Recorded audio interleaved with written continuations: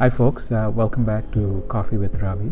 Today I wanted to do 2 points. Point number 1 is there's a new model that Dr. McKay had put together on the Swiss cheese respiratory virus pandemic defense that gives us a sense of what we can do personally, what we can do as a society, what we can do or can expect from governmental agencies.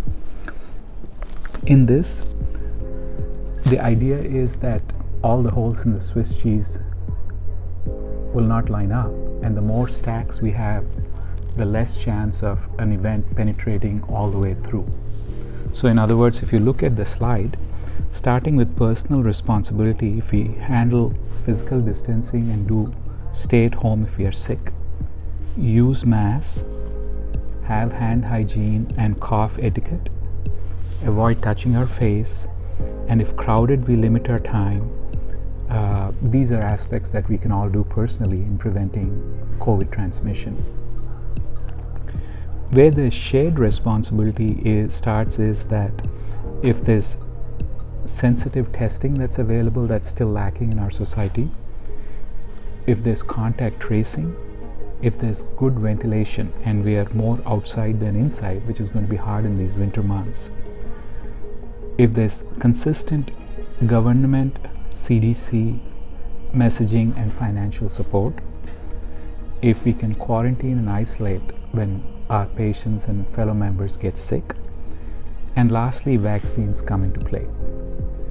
This has been the most exciting aspect of it, but we need to use all of these measures in terms of personal and shared responsibility while we wait for the vaccine to take up. The second point I wanted to touch on is that there are 2 vaccines. One is the Pfizer vaccine and the other one is the Moderna vaccine. They're both what are called mRNA vaccines, and I've had several of you ask me how they work. A traditional vaccine works through, in other words, not the mRNA vaccines, but a traditional vaccine works when there's a weakened or inactivated version of the virus is injected. That's what vaccines are. They promote these antibodies, which are like bullets that are directed against this virus, and they mop up the virus then. That's what happens when after vaccination in a traditional vaccine, such as say measles or mumps or chickenpox or pneumonia. However, how an mRNA vaccine works is very new and novel, and it's been a fantastic breakthrough that our scientists have done. The coronavirus is known because of the spikes that are on the surface, and what they have done with the Moderna vaccine and the Pfizer vaccine is that they use a small segment of coding material that the body uses called mRNA. This mRNA material is injected and it goes into regular cells, and it helps these regular cells then make these spikes on the surface. This triggers our own body to make antibodies or to make immune response through another mechanism called T cells.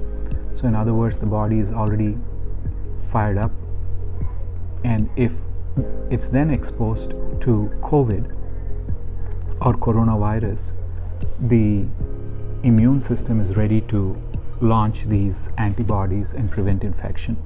So this works in a very different manner, and which is why we've been able to get to the point where we got to in rapid time. In normal development of vaccine, it typically takes 3 to 5 years to get to this, whereas because of the innovations in technology, etc., we're able to test 40,000 people and get it to this point. So I'm looking forward to looking at the results when they come out with greater attention, but the preliminary results as published seem very promising.